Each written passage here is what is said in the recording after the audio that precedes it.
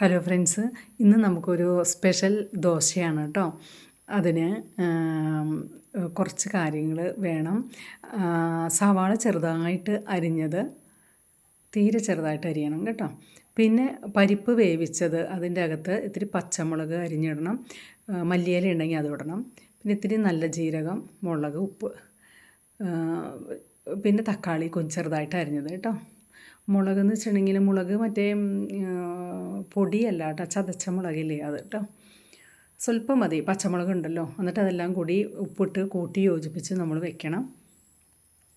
അതിന് ശേഷം നമുക്ക് ദോശമാവ് എടുത്ത് നമുക്ക് ചുടാം.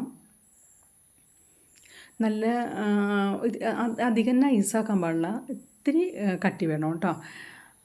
എന്നിട്ട് വേണം അത് ഉണ്ടാക്കാനായിട്ട്. അപ്പം ഇതിലേക്ക് നമുക്ക് കുറച്ച് നെയ്യ് അതിൻ്റെ ചുറ്റും ഒന്ന് നെയ്യൊന്ന് തൂക്കാം കേട്ടോ.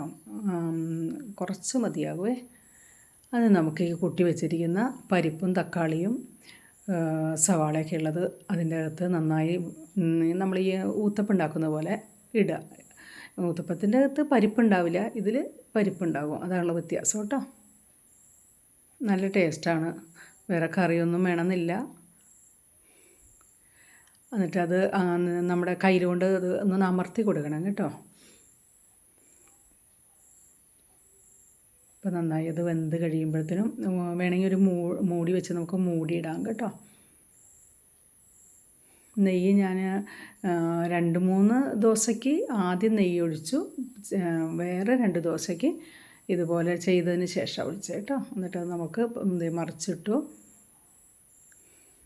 ഇത്തിരി നേരം മറിച്ചിട്ടാൽ മതി, പെട്ടെന്നത് ആയിക്കോളും. ഇതാണ് ദോശ, നല്ല ടേസ്റ്റാണ് കേട്ടോ. ഇതിപ്പോൾ 2ാമത്തെ ദോശയാണ് ഇത് ഉണ്ടാക്കുന്നത്. ഒരു ദോശ ഉണ്ടാക്കി മാറ്റി വെച്ചു, നല്ല രുചിയാണ്.